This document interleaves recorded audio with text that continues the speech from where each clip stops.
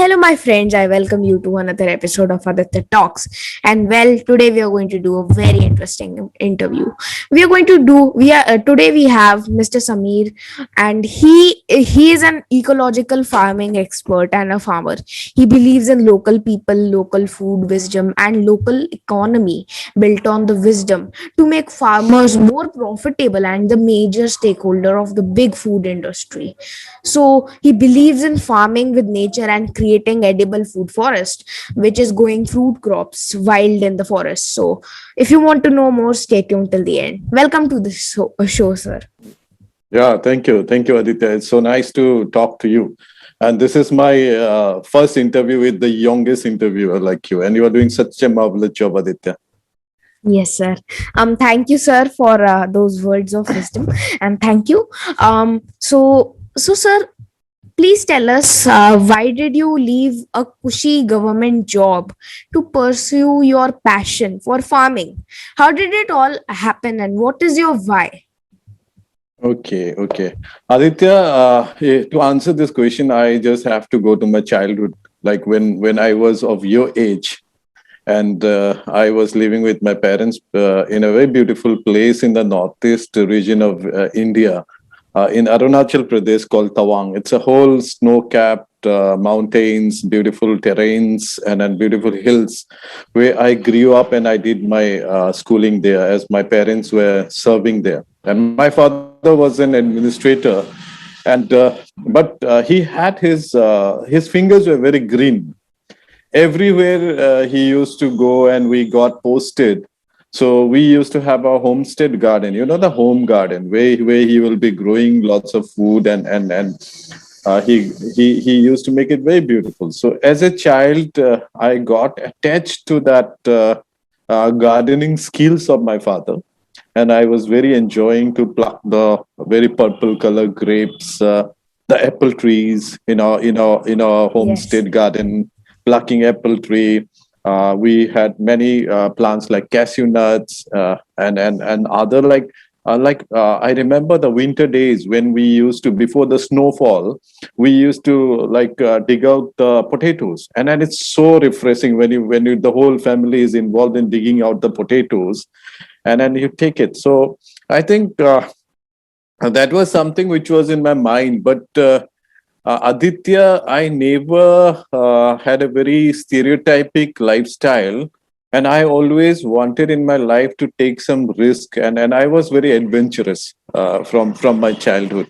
So I think that also was one reason, if I look back, when I was looking at not going into a profession where it is like very stereotyped lifestyle, where you go to the office, work in the office, come back, and you live a life. So I think I was more excited about going to nature. And as I landed up studying agriculture in Assam Agricultural University in Jorhat. So my link to agriculture and farmers were there. And I also joined a job where I have to serve the farmers. So connecting to them and giving them, again, I didn't want to prescribe anything to the farmers, like, okay, this is how you have to do, or this is how you have to grow your food. But Yes. more I think I was learning from them, and that led me that their life in the villages is so beautiful, Aditya. You cannot Yes. even imagine. Like it's like very slow, very active till morning. From they wake up in the morning. So we talk about living, how we live healthy, right? We used to see videos, we used to do exercises, but those farmers are naturally doing it, and I was so attracted to this kind of lifestyle. So I thought that if I have to do justice to my life, so I would love to become a farmer, and that's why I left my job, and I started doing. First I started learning farmers from very traditional farmers in all over the country. I moved around to villages, stayed with them, learned from them, and I am now a proud farmer. So Aditya, I write farmer in front of my name whenever I introduce myself to someone. I write Farmer Samir as my name, because I believe when a doctor like feels so proud of introducing himself as a doctor, and he is proud to write the dr in front of him. Yes. The engineer writes er. Okay, he is so proud of that. And the professor wants to introduce himself as a professor, right? Everybody is so passionate about their work. And the farmer who feeds the whole world, why should he be shy to call himself a farmer? So I call myself proudly that I'm a farmer, and I write farmer in front of my name. So I think this is what led me, my father's passion to gardening, my studying agriculture and getting attached to the farming community, and wanting to help them, going to their shoes, and understanding the needs, and not manufacturing needs of the farmers, but understanding them and then trying to grow with that. I think that is what led me to grow with this. Yeah. Yes, sir. Yes, sir. Amazing, sir.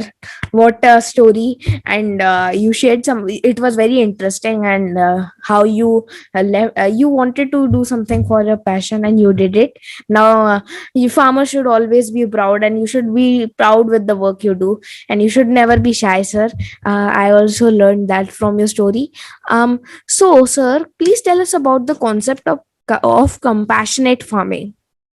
Uh, See, I told you I grew up in a land where it is like full of hills and rivers, nature, lots of wildlife, birds, snow-capped mountains, and the beautiful Buddhist monastery in Tawang. So this word compassion is very close to me from the childhood, and Aditya, that is a very beautiful life skill that we have to have now in this distress also.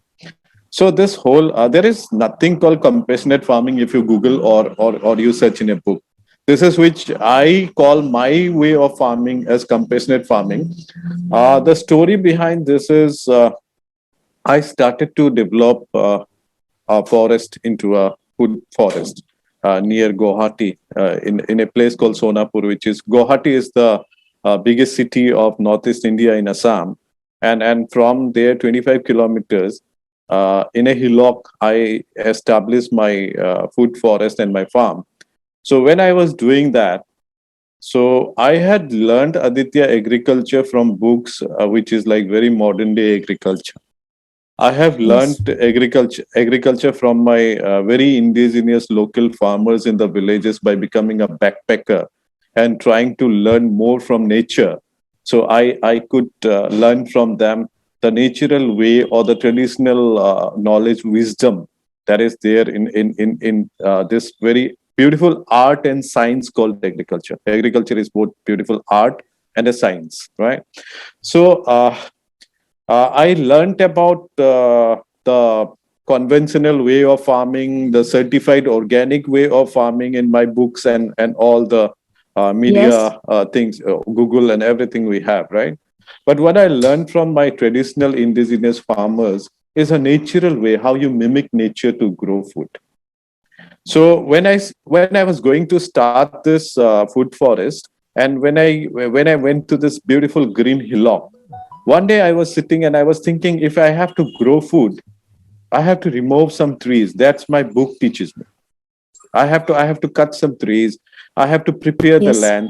I have to tillage. Tillage means like plowing and doing all the soil operations which we do, land operations which we do for farming. Yes, sir. So I was not.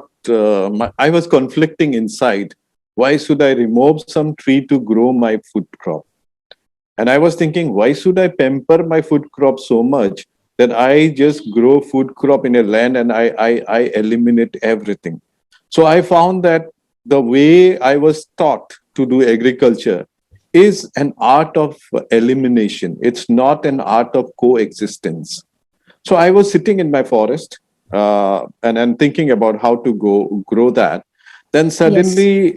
suddenly it came to my head that why not try incorporating food crops which are very indigenous and local to the place, and grow them inside the forest like the other trees are growing. So just imagine, uh, you see the forest, right? Yes. Nobody is there to grow. No farmer is there to grow the forest, but it is every time rejuvenating, and it's growing, maintaining all the On its own. beautifully on its own beautiful ecosystem. Birds Yes. eating the fruits, and littering the seeds and the plants coming out of that. Animals eating up fruits and and the herbs, and they take the seeds and just see. I'll tell you one thing. We Homo sapiens are also animals, but we have become an animal, Aditya, where we have Yes. left the habit of planting greenness to the world. See, when we started to be very clean and we started our sanitary bathrooms and toilets, we don't go outside and do like the other animals. But other animals, when they litter outside, they also place the undigested seeds to the soil, which comes as a plant. So we have to think about how we make our hands very beautiful to plant more green, because we have to be with all the development or civilized way of living which we have developed. We have to go with that. But Yes, sir. in the same run, we have to think about how we make our hands green on that. So when I started to think about that, I started to explore what are the very beautiful local crops of that area where I want to develop my forest. Yes. And I could found some beautiful yams, colocaceas, turmeric, ginger, lots of other crops, beautiful fruits, Indian coffee plums, amlas, and those kind of bamboos, and those kind of beautiful trees which were growing in the locality.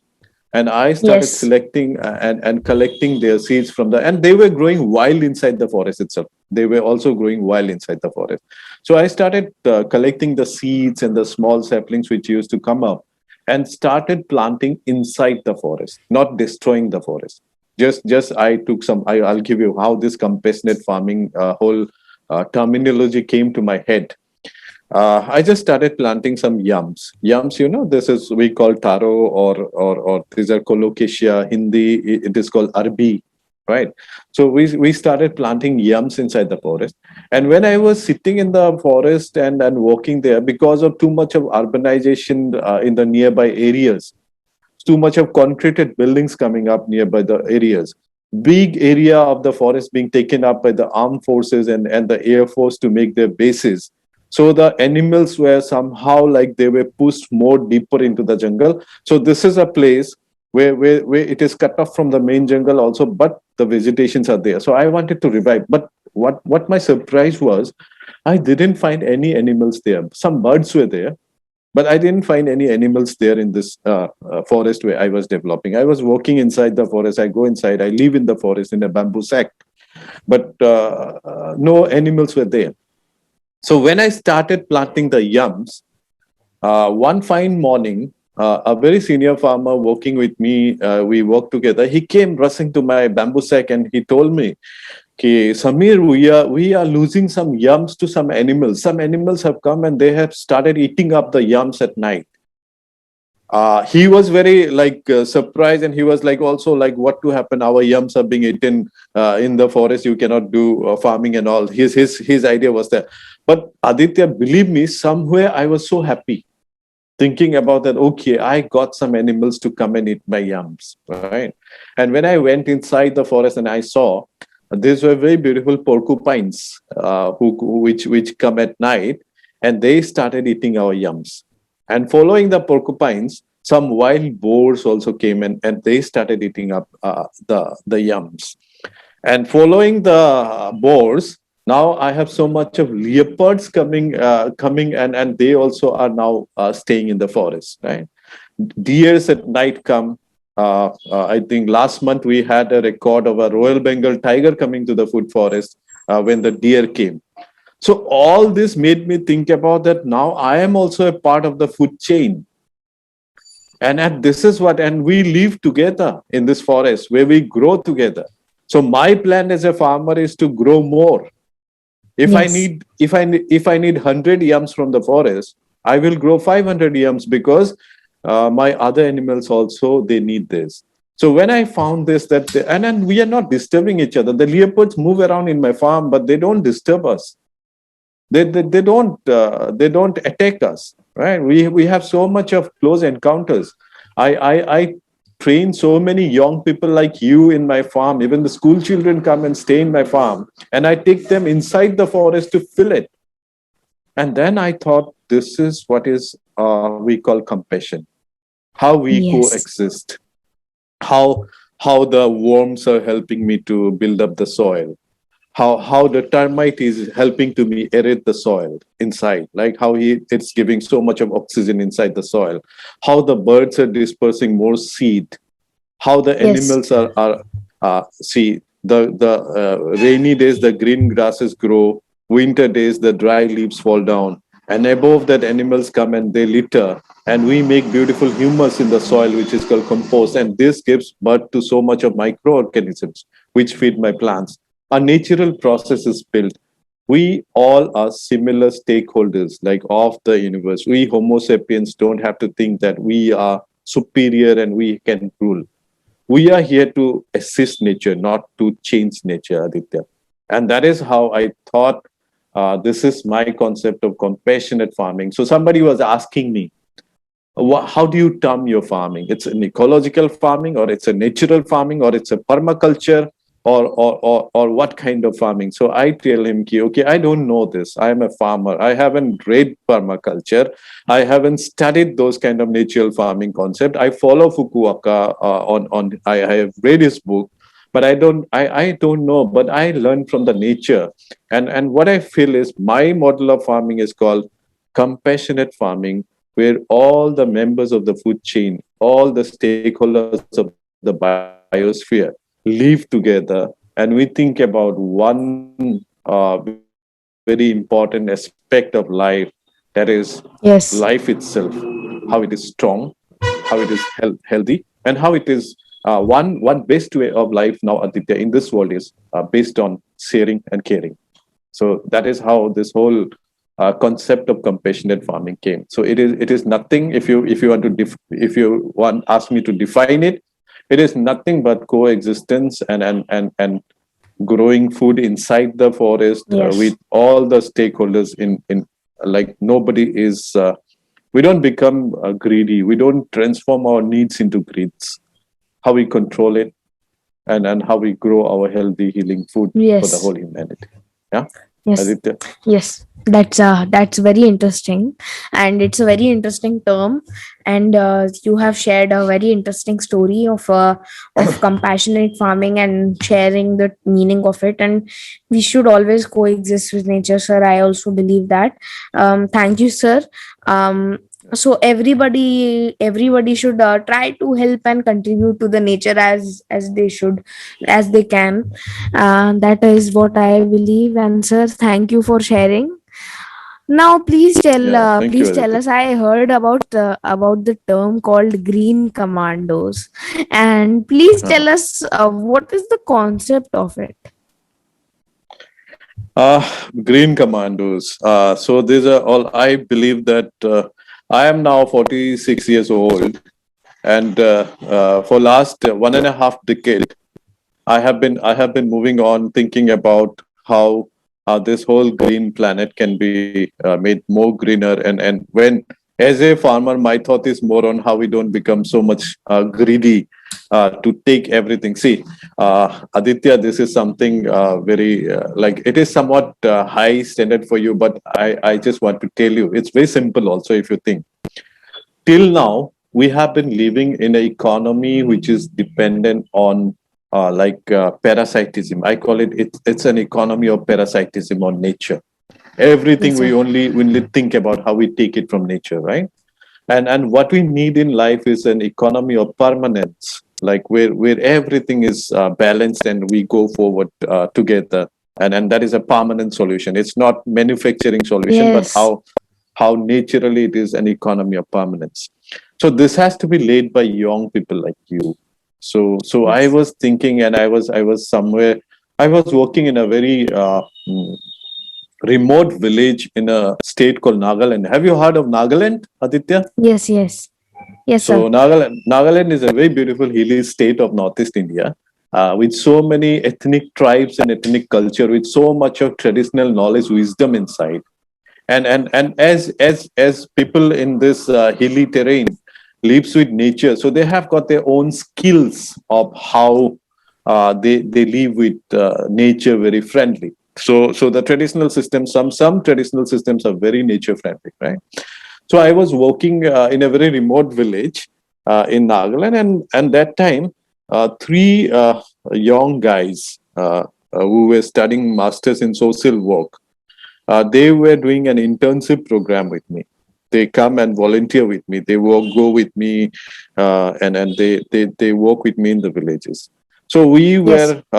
we were traveling in the very beautiful hilly mountains in our bikes, and four of us were there, and two in one bike, two in another bike. So we were moving around, and we were learning from farmers. In the same way, we were also preaching the farmers with the need of how they preserve the local food wisdom, and the traditional knowledge wisdom, how they grow with that, and don't get too much of a conventional way of farming and the modernized way of farming, which is a result of human brain.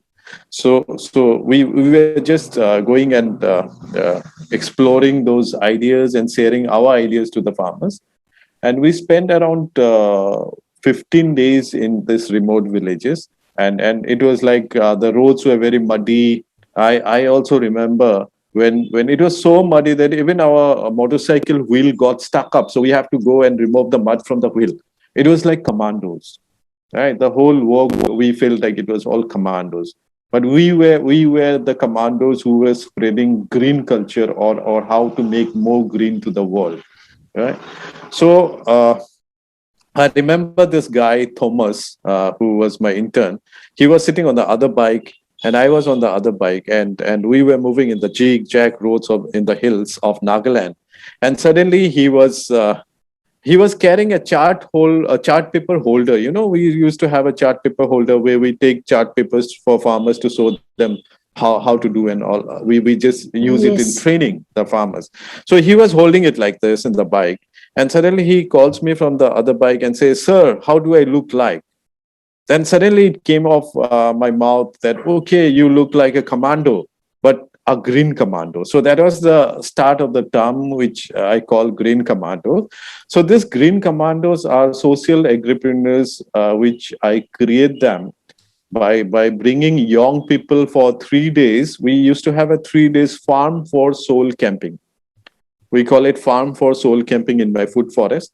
I have made my food forest into a base camp type of structure, like it is Yes, an sir. army camp type, where we have tents and everything. So these young people, they come to my farm in the camp 3 days, from morning till evening. I teach them how to be a farmer, how to be a natural farmer, how to be a compassionate farmer, and we do it practical. No, we don't talk too much. It's more practical, right. We give 80% all hands-on skill of doing that. But when I do this, I train them like army, right. I believe, like one of our ex prime minister, late Lal Bahadur Shastri ji, told that Jai Jawan Jai Kisan, right. So what I find is, Aditya, the life of a Jawan and the life of a Kishan is similar. Where much discipline and much courage is needed, because one is fighting in the border, and the other one is fighting with all the adversities in the climate, all the adversities in the nature, right? So they are fighting with all those things, and they're trying to balance the nature to grow our food, which is very important, to conserve water, which is very scarce. So everything has to go on. So it's a very disciplined lifestyle. So I thought my way of training farming to the young people will not be like a classroom and a PowerPoint presentation or some chart papers, workshop, not kind of that, but it's more practical, skill based, running, keeping yourself fit. I make them run, I make them jump, I make them plow the land, I make them plant trees, and how we create food forests. I make them learn how to make seed bombs, and our seed bombs will green make the world green. It will not make blast or kill people, right? That is what we need. So I train them in this 3 days camp, And after they qualify for the first level of Green Commandos in this 3 days camp, Aditya, they go back to their communities. They teach them to the school children or children in the village what they learn, and they transfer it to them. And then they work with their mothers and the farmers and the community to make it into a very beautiful model village. And they create a social enterprise. They are all social entrepreneurs. They also build their livelihood on how they promote this local, all the local crops and the local things and the local beauty, like the hospitality of our people in the villages, the slow and very active lifestyle of our villages, the happiness index, the local food. You also, Aditya, can just close your eyes and think about your granny's most beautiful recipe, right? So you will be emotionally attached to that. All people are attached to the beautiful local food wisdom we have. So they go back and they Yes, sir. develop that and they take it to the market. So Green Commandos are social entrepreneurs, which I am building. Till now, I have made 550 plus Green Commandos, Interesting. and Yes. they move around in the villages and they promote all kind of this practices which we do. They learn and they go. You also welcome to one of my camp. Come Yes. whenever the situation is good. Come. Yes. I have Green Commandos Absolutely. in schools also. Like my youngest Green Commando is now studying in class 9, right? So we have Green Commandos in the school also, and this is the concept of Green Commando. This is nothing but attracting more young people from both urban and rural sphere to the concept of growing your own local food, and how you develop this into a very beautiful culture of growing local food, and you not depending on synthetic and other kind of food which is coming on flooding the market. See, food is the biggest industry, and Aditya, you'll be surprised to know no farmer's kid dream to be a farmer. It's mismatch, right? We the biggest budget of the country is in agriculture, but no farmer child wants to be a farmer. So Yes. where is the gap? So the gap is some middlemen are there inside this whole chain where they're trying to build up business on this whole food, and somehow they're trying to eliminate the small marginal farmers of the country.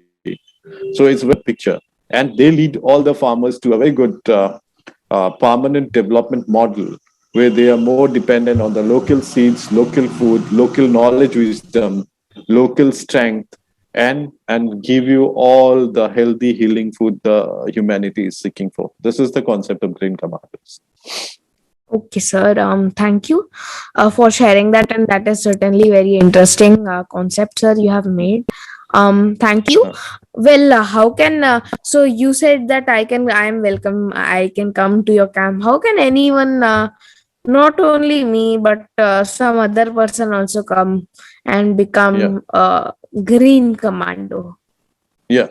See, social media is a very important tool nowadays when we want to do something, right? So I use that.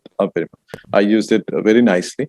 So I have a page on Facebook. Like if you follow Samir Bortloy, I have 5,000 plus friends now, so you have to follow me. So Samir Bortloy on Facebook, and I used to advertise time to time about the camps when we do Facebook, Instagram. In Instagram, yeah, I'll be available as Green Tribe Summit, and the Green Tribe, which I want to tell you, I was very influenced by this book called Tribes, and then I thought that okay, through the action of the Green Commando, uh, Yes. for the humanity, I have to form a green tribe. My future aim is to form a green tribe of people who thinks about how peacefully we can live in this art with friendly nature, with the nature, right? How we live very nature friendly lifestyle. So that green tribe, right? So we advertise it on Facebook. I have my organization is called Spread Northeast, SPREADNE, Northeast, Spread NE, we call. So we have a page which I'll say you, or I'll give you on the chat box also. So So you can follow me on Facebook, Instagram, and Spread Any. And we have a website called www.spreadany.org. So you'll find the advertisements time to time, and you can be a part of this whole Green Commando 3 days camp. Right? Yes, I will put your Facebook page and your website, official website, on in the description below. So viewers, Yeah. please be sure to check out that. It is a very good work he is doing. Mr. Sameer is doing. He is sharing. He is doing such a great work, and he's actually saving nature. He's the nature's army. Yeah. Thank you. Yes, Thank you. yes, sir.